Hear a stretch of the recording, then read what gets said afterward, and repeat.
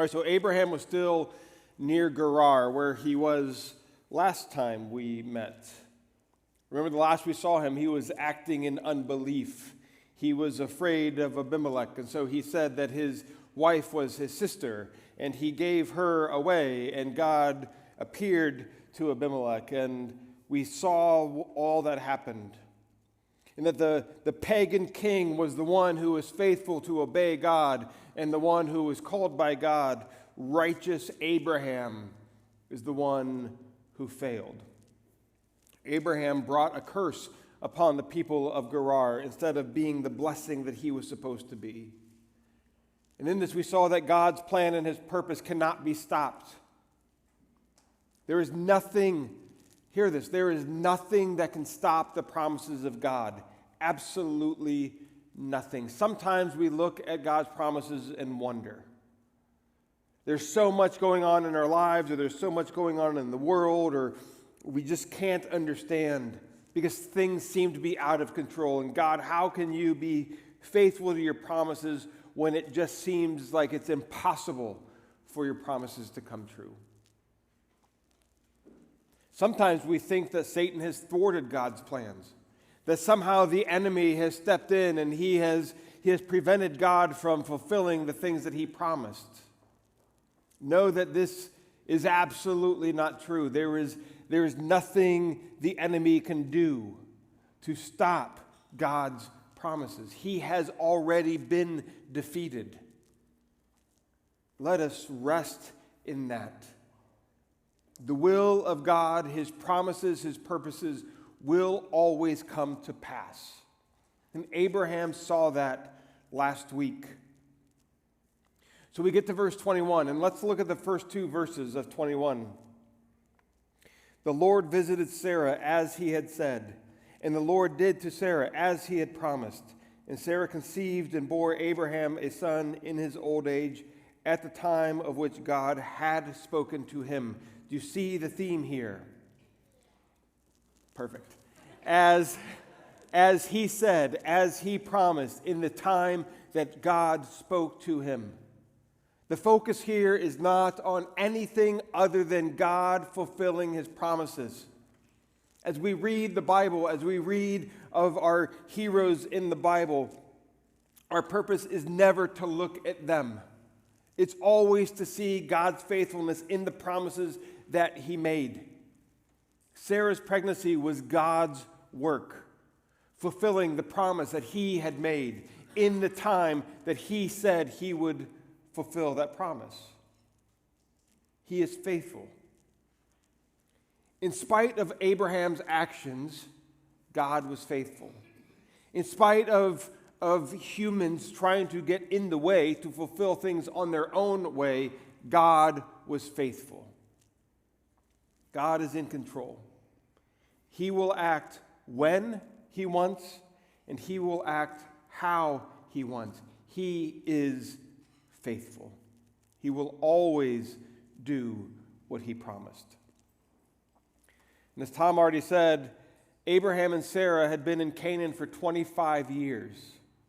Think 25 years ago, 1998. Think of how much the world has changed. Some of you weren't even born.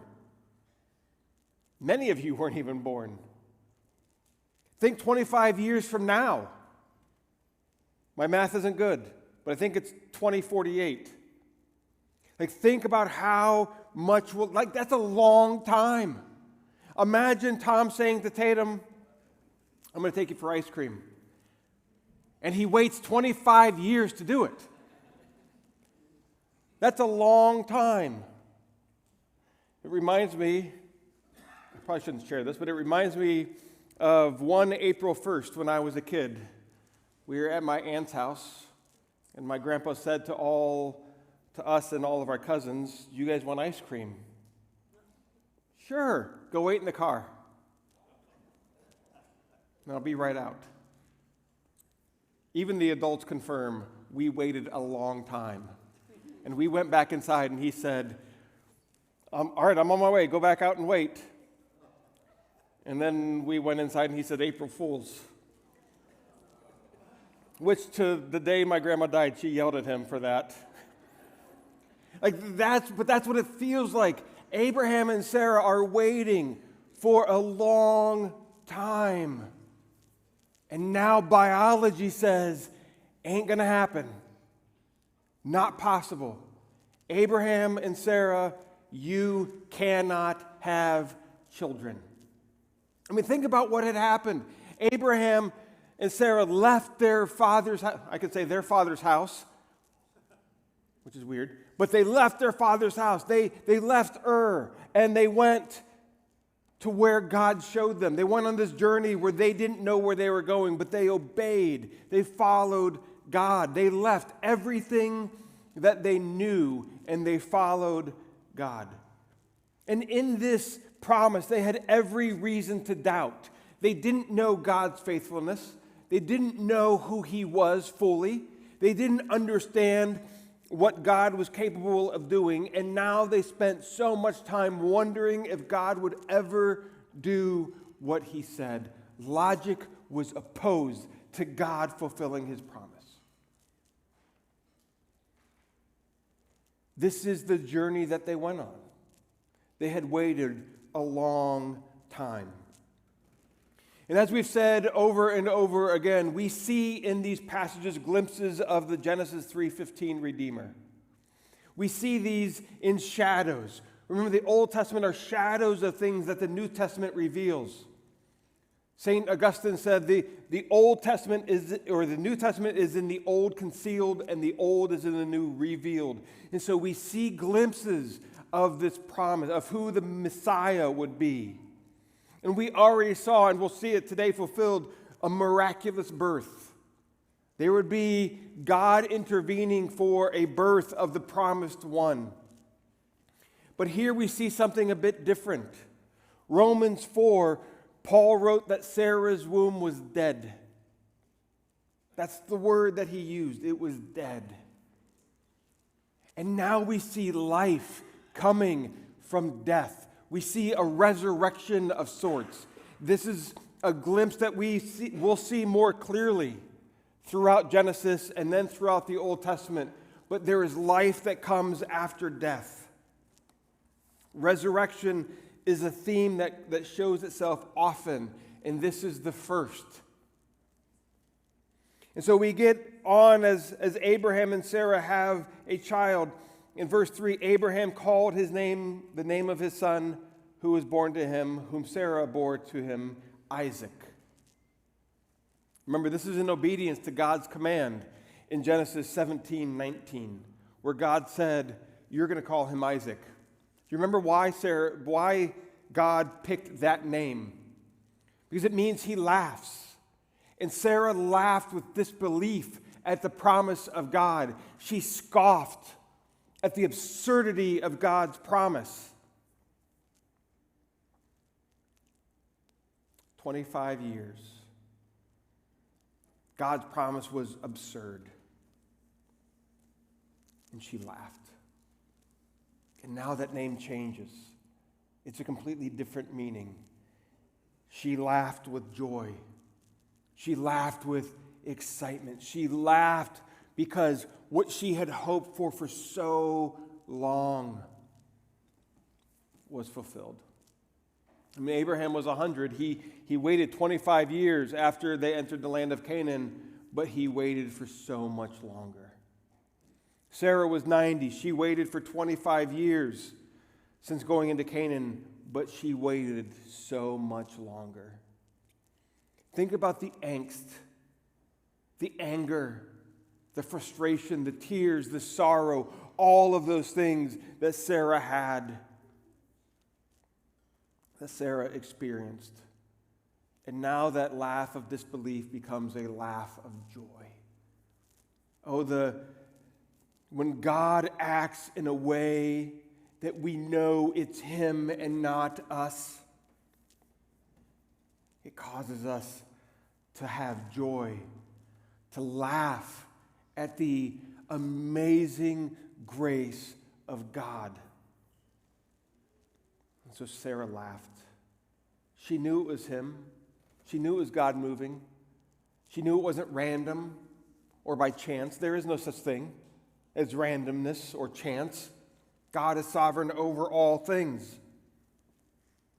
And when he acts in a way that is obvious that he is directly involved, that what happens is his direct actions, it causes us joy because it reminds us that he cares, that he is faithful, and that he is with us. And so we get into verse 7. Verse 7. Who would have said that Abraham and Sarah would nurse children?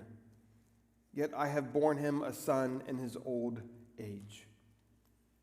It's interesting here in this, isn't it? Sarah didn't have children, but she uses the plural and the singular here together. Who would have said that Sarah would nurse children? She wouldn't nurse children, but she believes the promise of God that now Isaac will have children, that the descendants of Abraham would be many. They would be as the stars in the sky. And Sarah sees herself now as the one through whom God is fulfilling that promise. God is faithful. And when she sees God's faithfulness to her, she knows that this promise of many, many descendants, as numerous as the stars in the sky, that promise is true as well. Why? Because she sees that God is faithful. When we see God work according to his promises, we trust him in all of life. We know that he is worthy, and this is what Sarah is doing. Isaac is one child, and yet through him, their descendants would be like the stars in the sky. The son born to Abraham in his old age would result in many children. And so in verse 8, Isaac was weaned, so Abraham threw a party, had a great feast. Back then they didn't really have birthdays, but they had celebrations at certain times, and when the child was weaned, this was one of the celebrations. There's some debate on how old Isaac was in this point. Somewhere between the age of 2 and 5. There's ancient texts that talk about that, and it's somewhere in that age. This is significant because it puts Ishmael between the ages of 17 and 20. So we have Isaac, the brand new son, who is a toddler or a young kid, and we have Ishmael, who is in his late teens or 20 years old. And so they're having this party. And during this feast, Sarah notices that the son of Hagar, the Egyptian, was laughing. Notice that Ishmael's name is not mentioned at all in this passage. And there's significance in this because it shows that he is diminishing, that his role in the family is now done. His role is now gone. And so they don't even mention his name. The promise that was to Abraham is not through the son of Hagar, the Egyptian slave. It is through Isaac.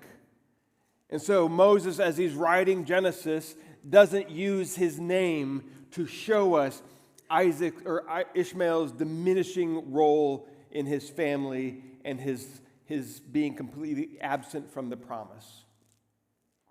And so Ishmael was laughing.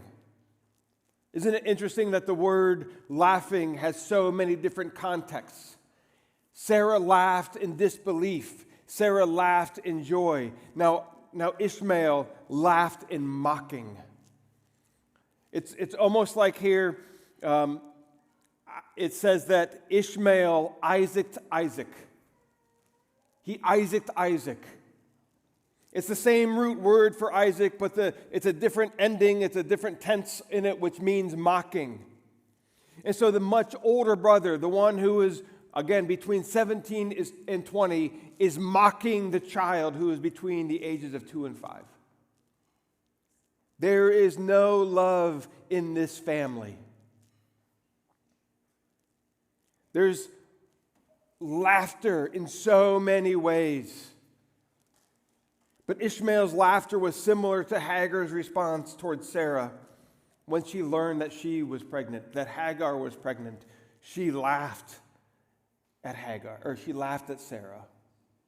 because Sarah couldn't have a child, and she did.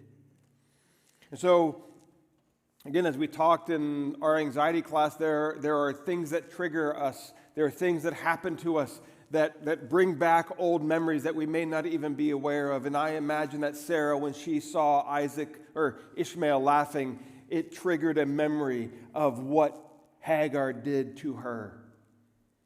And so Ishmael's laughter showed the tension that was there between Ishmael and Isaac and between Sarah and Hagar. This tension had been there for almost 2 decades. There was no love lost between these two women. There's no love at all. And we see here the tension that was promised in Jeremiah, in Genesis 17.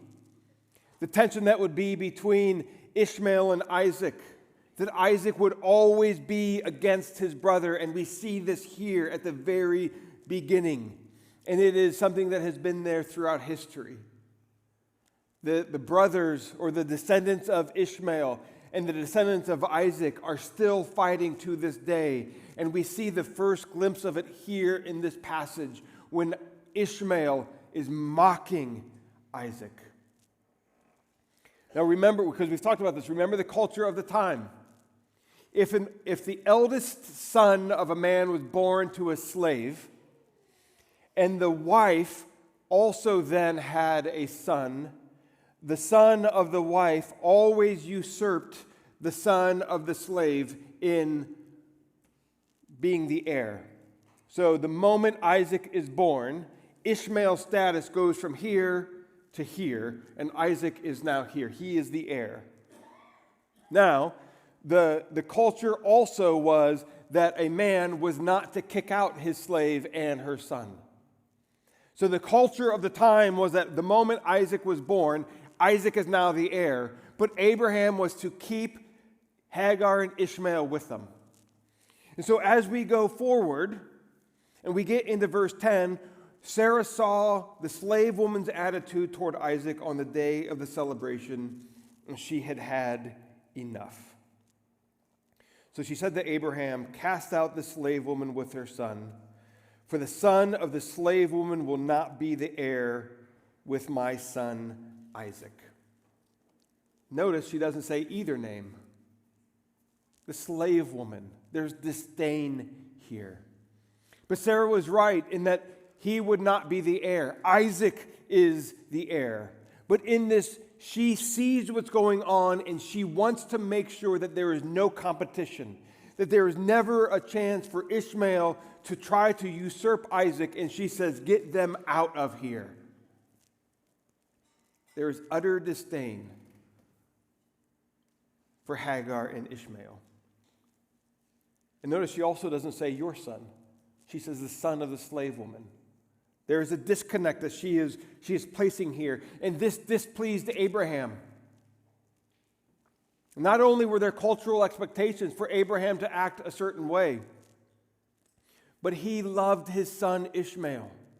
I mean, think about all of Abraham's emotions that are going on. Yes, he's excited about Isaac. God fulfilled a promise. This is amazing. The thing that they had waited for so long is now true. But he also had a son who he loved, who for a long time he thought was the heir. And so he had feelings for Ishmael, as he should, his son. He loved Ishmael, and he didn't like the idea of sending them away. So Abraham is told by Sarah, "Get them out of here, kick them out," and Abraham is torn. He has this tension now, tension that he helped create. But he has this tension, and so we get to verse 12. But God said to Abraham, "Be not displeased because of the boy and because of your slave woman.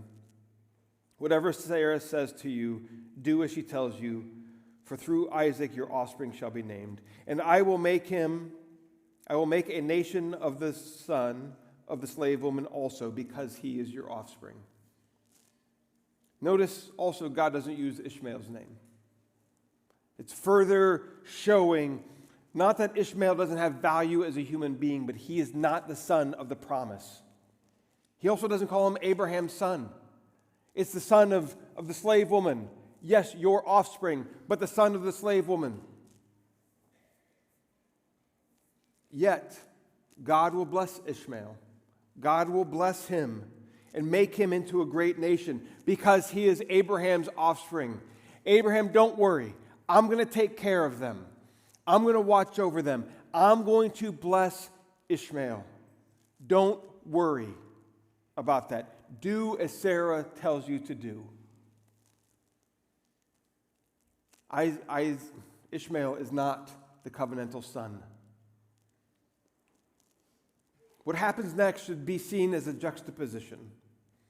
We see this often in Scripture as people learn and as they grow. Remember last week with Abimelech, Abraham didn't believe God's promises. He didn't trust that God would protect him. And so this caused him to sin. This caused him to give away his wife. This caused him to act in a way that is not in accordance with God's promises. And here, Abraham immediately obeys God. He's learning. He's growing. He's taking the steps. He believed God. He didn't mess around. He didn't wait, but he immediately obeyed. And we see this in verse 14. So Abraham rose early in the morning, and he took bread and a skin of water and gave it to Hagar, putting it on her shoulder along with the child, and sent her away. And she departed and wandered in the wilderness of Beersheba. The man who a few months prior tried to give his wife away, who doubted God's promises, was now acting in faith. And like Abraham, we lack faith at times. We act in ways that are contrary to God's faithfulness, and yet we see God's faithfulness even in these difficult times. Even when we mess up, we see God's faithfulness. And he uses these moments of our sin, of our unbelief, to teach us that he is trustworthy and we should act accordingly. And when this happens, we learn to trust him more and more. And this is exactly what happened with Abraham. He tries to give Sarah away. He then sees that God fulfills his promise. So God then makes a promise, and he immediately obeys, and he sends them away. He gave them what should have been enough water to get to the next well, to get to the next oasis, to get water. But we see in verse 15 that they ran out of water. When the water in the skin was gone, she put the child under one of the bushes. Then she went and sat down opposite him a good way off, about the distance of a bow shot, for she said, "Let me not look on the death of the child." And as she sat opposite him, she lifted up her voice and wept. So they're traveling, they're walking, and maybe they get lost, or maybe God just prevents them from seeing a well. And they get to a point where Ishmael, it looks like he's about to die. Traveling around in the desert, in the wilderness, without water, you aren't going to last very long. And so she sees some bushes, and she sits him in the shade to provide comfort. And she goes a decent distance away. And she does this because she doesn't want to see him die. She knows that this is going to happen. And so she goes a distance away, and she waits. And as she was waiting for Ishmael and herself to die, she lifted up her voice and wept. Think about Hagar and all that she had been through.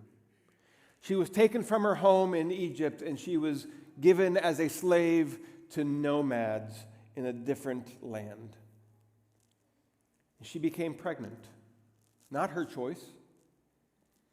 And she was mistreated by her mistress, by Sarah. And so she ran away. And God appeared to her and told her to return. She gave birth to Abraham's son. the son who she thought would be the heir of the promise, the son who Abraham thought would be the heir of the promise. But all this changed when Sarah was told she would have a son. And then Isaac was born. And Ishmael, her son, was marginalized. He was not the covenant son. He was not the promised son. He was the son of sin. He was the son of their mistake. He was the son of their actions trying to fulfill God's promise. Not his fault. He didn't ask to be brought into this world. She didn't ask for him to be brought into this world, but nonetheless he was. And now they were sent away for good, and she thought they were both going to die. Hagar did not have an easy life, and it was not her fault. And so as she was preparing to die and waiting for her son to die, she wept. We see in verse 17, and God heard the voice of the boy. And the angel of God called to Hagar from heaven and said to her, "What troubles you, Hagar? Fear not, for God has heard the voice of the boy where he is. Up, lift up the boy and hold him fast in your hand, for I will make him into a great nation." Then God opened her eyes, and she saw a well of water. She went and filled the skin with water and gave the boy a drink. Once again, like we saw in chapter 16, he is the God who hears. He spoke comfort to the Egyptian, to the one who was marginalized. God is the God of the marginalized. Her connection to Abraham caused serious pain, but here it also caused a blessing. Ishmael would become a great nation. And God opened her eyes and she saw a well nearby. And she was able to get water for herself and for her son. That they didn't see the well should be a question. Was the well there before and they just didn't see it? Or did God miraculously make it appear? We don't know. But what we do know is the lack of water is what caused her to weep and to cry out to the God who hears. And he heard. And in this desperate situation, she learned who God is again. He reminded her that he is the God who hears, and he was going to bless Ishmael. It is often in the lowest moments of our lives, the most difficult circumstances, when we hear God most clearly. It's in these times we can see him moving the most. When we realize him, we realize we need him, we open our eyes, and he opens our eyes. See, we often plan and act according to our own wisdom. We try to make decisions and we say things like, well, next year I'm going to do this, and next year I'm going to do that. And then we ask God to bless what we have done. God, I've made all these amazing decisions. Please bless them and make them fruitful. Instead of going to him first, God, lead me. God, help me make the right decision. Help me to do what's right. We should pray before we make decisions and ask that we follow him, that he opens our eyes to the truth. And so at the end, verse 20 and 21, God fulfilled his promise to Abraham and Hagar. And God blessed him. And she took an Egyptian wife for him. Now, a lot has happened in this passage, but the main thing is we see the division between Isaac and Ishmael. God told Hagar in chapter 16 that they would be opposed to each other, and we see it working itself out now. Ishmael would never be a respecter of Isaac. And as this section ends, we have seen many different emotions: joy, jubilation, mockery, disdain, sorrow, and suffering. And in them all, God was working. He is revealing himself to each of these characters in this passage, providing for them and protecting them for his purpose. No matter what emotions you're feeling, God is there with you. He is with you in all of it. He is faithful. He is trustworthy and true. He is the cause of our celebration and our joy, but He is also the God who hears in our pain, in our questioning, when we don't even have the words to express what we're feeling. Cry out to God because He is the God who hears. This is who God is. He hears us in our suffering. He isn't far off. He is the God who experienced pain, suffering, humiliation, and rejection. He experienced sorrow and weeping. This is the beautiful part of the incarnation, is He is not just the God who hears as if He's far off and He just hears us. He is the God who came down, who took on flesh and dwelt among us. And He experienced all that we do. He has experienced all of our emotions, and He wept. We have a God who wept. Whatever you're feeling, cry out to Jesus. He listened, He heard Ishmael's cry. He heard Hagar's cry. They were not children of the promise. They were not children of the covenant, and yet He heard them weeping. Whatever you're feeling, cry out to Jesus. Be honest with Him. Give Him your honest emotions and cry out because He is the God who hears.